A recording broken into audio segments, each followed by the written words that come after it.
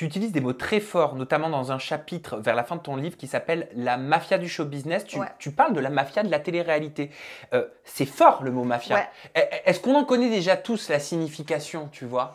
Je sais pas, mais ouais, pour moi, c'est vraiment un milieu qui fonctionne comme une mafia. Et c'est vrai que c'est un mot qui est fort, mais honnêtement, après tout ce que j'ai vu de ce milieu, parce que c'est pas juste les émissions, mais déjà pendant les émissions, il y a des trucs où franchement, déjà, ils ont leurs vigiles qui sont là, qui nous mettent la pression. Moi, j'ai vu une candidate, j'en parle dans le livre, qui s'est fait attraper par des vigiles et ils lui ont mis un bandeau sur les yeux, ils l'ont emmenée dans les tu couloirs parles de la d'une prod. candidate qui aurait été enlevée en saison 3, Maïja? Maya, ouais, alors Maya, c'est dans le. Oui, non, mais ça s'écrit avec un J. Mais ça, c'est raconté dans le livre de. Jean-Claude Elfassi, C'est ça, Secret Story 3. Exactement. Où il raconte qu'en fait, cette candidate-là, quand elle est sortie de sa saison, il y avait plusieurs candidats qui préparaient une action en justice, justement. 8. Et, exactement. Et donc, elle voulait les rejoindre et tout, mais ils ont fait en sorte de la renvoyer au Québec parce qu'elle était du Canada dans un avion. Et ils l'ont pas laissé parler avec les autres. Ça a été vraiment, on t'amène à l'aéroport, tu prends ton avion, tu rentres chez toi. Et quand elle a été au Canada et qu'ils ont réussi à la joindre par mail, les autres candidats de sa saison qui étaient en train de se rassembler pour faire une action en justice, ils lui ont dit ce qu'ils étaient en train de préparer. Et du coup, elle a dit, bah attendez, je reviens. Et elle est revenue en France pour voir les candidats. Et ils ont envoyé une voiture à l'aéroport pour intercepter cette candidate qui revenait et qui avait demandé à d'autres candidats de venir la chercher. Donc il y a eu toute une histoire à l'aéroport où cette candidate, Maya, voulait rejoindre Romain et Elfassi qui étaient là, qui étaient venus la chercher. Et en fait, elle s'est fait intercepter par les vigiles qui l'ont pris de force et qui l'ont mis dans une voiture. T'as parlé avec Maya? Non, j'ai pas parlé avec Maya, mais j'ai lu le récit du livre et je connais Jean-Claude Elfassi.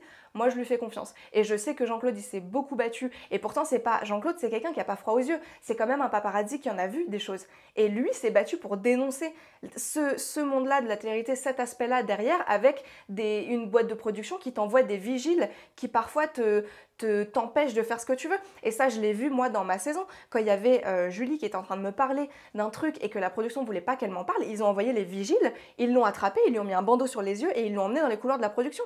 C'est quand même hyper violent et ça instaure un climat de fou. Alors ça, c'est pour ce qui se passe dans les émissions, mais si je parle de mafia, c'était aussi pour ce qui se passe à l'extérieur quand tu sors, puisque moi, du coup, je me suis retrouvée plongée dans un monde qui était quand même hyper malsain, le monde des bookings, où on t'envoie en boîte de nuit, où t'es payé au black, t'es payé en cash pour faire des bookings dans les boîtes de nuit, donc tu vas, tu fais des photos, tu danses avec les gens, etc. Ça représente des sommes astronomiques, parce que j'ai lu ça dans le livre que tu disais entre 500 et 2000 euros, ça c'était peut-être les prix de l'époque, parce qu'ils ont augmenté depuis, enfin ça dépend pour qui, mais ça veut dire que les sommes peuvent être astronomiques sans que l'État prenne sa partie, la TVA, tutti quanti, sans que ce soit déclaré donc. Oui, bah en fait c'est un business qui se passe au black, bon comme beaucoup de choses dans le monde de la nuit, mais c'est un business qui se fait au black. Alors depuis, moi je sais qu'à mon époque, il y a quelqu'un qui a essayé d'assainir ce business et de faire créer des statuts auto-entrepreneurs aux candidats pour que les boîtes de nuit soient payées sur facture. Il s'est fait menacer par un autre booker qui allait le menacer avec une arme en lui disant tu viens pas niquer mon business, etc. On va pas faire des factures, on va pas faire des trucs comme ça parce que j'ai pas envie de commencer à payer des impôts et tout.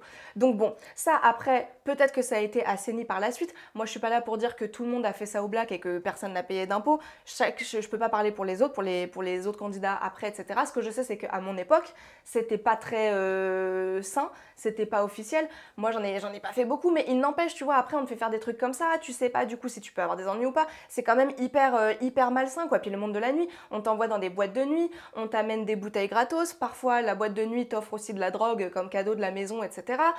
C'est des trucs, et puis dans ces boîtes-là, souvent, il y a des escortes qui essaient de séduire les candidats masculins, qui essayent de les entraîner dans les toilettes, qui ont des deals avec des paparazzis pour les prendre en photo par surprise, etc. Donc c'est quand même un milieu qui est hyper malsain et c'est pour ça que j'ai parlé de mafia parce que vraiment c'est un truc où moi j'avais l'impression que ça ne s'arrêtait jamais, quoi. Ouais, j'aimerais te lire la définition de mafia, comme ça tu nous dis vraiment si pour toi ça colle. Association secrète servant des intérêts privés par des moyens illicites et recourant à la violence.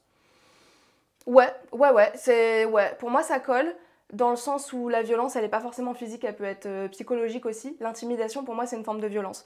Et vu que dans ce milieu-là, ça fonctionne énormément sur l'intimidation, sur les managers, les bookers qui te mettent la pression, qui te disent tu travailles pour moi, tu travailles pas avec un autre, je t'envoie là, je t'envoie là-bas. Les producteurs, les chaînes aussi. Exactement. Les chaînes, les diffuseurs. Hein. Ouais, il y a des intimidations, il y a des pressions. Le producteur de Secret Story qui à la fin, Secret Story 5, qui à la fin de l'émission parle à Morgan en lui disant ouais c'est fini pour toi la télé, tu vas redevenir un petit coiffeur de merde et tout. Ça c'est pas de la violence, c'est pas de l'intimidation pour servir des intérêts privés machin et tout.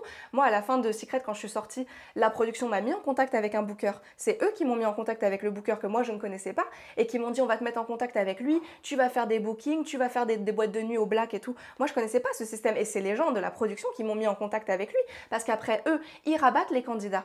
Ils rabattent les candidats vers des gens, vers certains, à l'époque vers certaines émissions, vers certains bookers, parce que ces gens-là savent qu'on est entre guillemets bankable pendant une période, puisqu'on a été visible.